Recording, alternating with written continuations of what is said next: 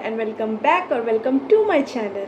I'm Sharani. This is Sharani Reads, where I don't read and just blabber. So, I have been seeing a lot of videos about people talking about their physical TBR, and they have around 200 books in their physical TBR. I don't. So today I'm going to share my physical TBR with you guys so we both can get ashamed of me together.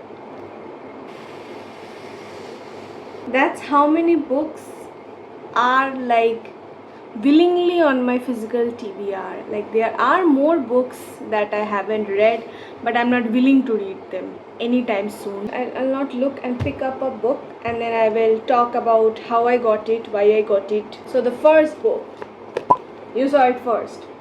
Yeah. So it's Death in the Clouds by Agatha. Most of the books here are by Agatha because I buy her books and then I don't read them because I love collecting her books.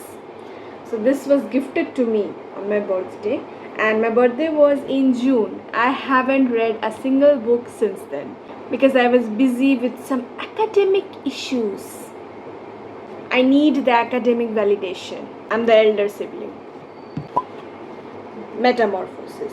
This book I actually got from one of my friends on Instagram. Like she was unhauling some of her books. I actually got it because I was planning to do this challenge type of thing where I read 12 recommendations by 12 friends for 12 months. I have been posting about that on my Instagram. This was my read for July. I was planning to read in July this book, which I did not. Agatha Christie's One to Buckle My Shoe, I guess, yeah. So this book I actually bought from a bookstore. So I don't know why I bought this book. Oh, because it's Agatha Christie. So the next book is kind of interesting. I was actually recommended yet again by one of my juniors to read any book by Stephen King because he is a very big Stephen King fan. So I actually bought this book, The Shining, from a bookstore, and I was actually planning to read it, but I'm a bit scared to read it. Technically speaking, I don't get scared while watching a horror movie, but I really get scared if I have to read a horror book because my imaginations are very strong. And I know I will imagine like the worst imaginations and they are gonna stay in my head for life. Why are all of them Agatha's head? Okay, this is A Man Called O. I bought this book last year because it was very trending at that time and I really wanted to read it, and I also love the backstory of it, so I bought it, but I haven't read it because I am not in the mentality to read this. I don't know why. I have this thing where I just look at the book and I'm like, do I want to read this one right now? Like I need to read a book I want to read at that time. This is one of the many books in my physical TBR that I bought but I haven't read. Next we have ABC, The ABC Murders. It's also a Agatha Christie book that I bought last year but haven't read. You know why? Because I collect her books and then forget I collected them. Next we have How to Stop Time. This I got for my birthday, so you can't judge me enough. And this book is actually by Matt Haig. His one book I read a long time ago. I really loved that book, so I thought I wanted to read this one, and the backstory is good. Backstory and the plot is good. I find it interesting. Now I don't know if I will find it interesting. I'll let you all know. Thank you. I just sometimes realize that I sit in my room and talk about books to the camera. Wow. We have Agatha Christie's Elephants Can Remember. I don't know why the name is Elephants Can Remember because I don't think so. Hercule went to talk with an elephant and ask him, did you see the murder? And the elephant goes, yes. Please don't unsubscribe, please. Okay, next we have Heaven by, please God, Miko Kawakami. This is a Japanese writer, and apparently this book was very famous. I saw this everywhere and the cover is very aesthetic. Now I am someone who never, makes rash decisions except every day of my life. Yeah. So I bought this without reading the plot because I wanted this, not because I know what is in it.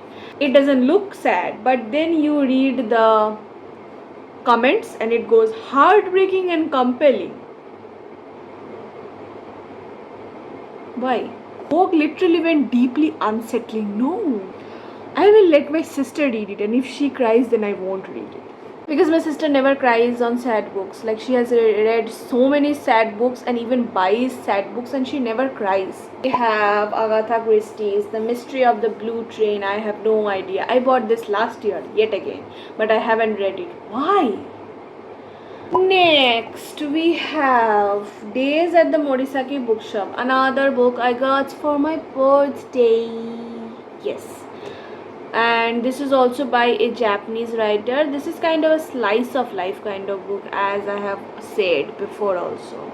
Agatha Christie's Murder in Mesopotamia. This book actually my sister bought, and I was actually going to read it, trust me on this, but she said that she won't let me read it before she's done with it, because apparently I have a very chronic issue of spoiling books. Like, if I read something interesting, I'm going to blabber about that all day to anyone I meet. Like, I read this book and this was about this, like that kind of. So, like, yes. So she hates when I spoil books, and she wanted to read one of these herself. So that's it for what I willingly want to put on my physical TBR. Other than that, I actually haven't finished the Shatter Me series completely because I got bored in the middle. It's a very dark romance kind of thing, not that level dark, but dark, so I get anxiety in those kind of things, wars and stuffs. Yeah, so I thought I will find it like cool, but no, I don't. I hate fighting. And I also haven't read my entire of Sherlock Holmes series because I bought that because I wanted to on my shelf. Other than that, I have some rom-coms that I read online, but then I bought them. So technically, I haven't read the physical book. Yesterday, I actually picked up a book because suddenly I was like, I should read a book. I felt like I can read a book now. Like, I had the mental urge to read a book, and I was like, immediately I was like, okay, I have the mental urge right now. I should at least read 2 pages, or else like this urge will go away and then I again won't read for the next month. So I started this book, Play Along by Liz Tomford. It's her latest release from the Windy City series, and I love that series. I am like 50% done. This book takes us on the journey of Kennedy. She is a doctor, and the athletic doctor to be precise. So she is the only female doctor on the team, which has some kind of misogynist comments thrown to her. And then we have, I can't spell his name correctly, I'm sorry, it's Isaiah, yeah, he is the player on the team. There can never be a relationship between the staff and the players, like that's like against the rules and all. You can't have a romantic relationship with any of the players.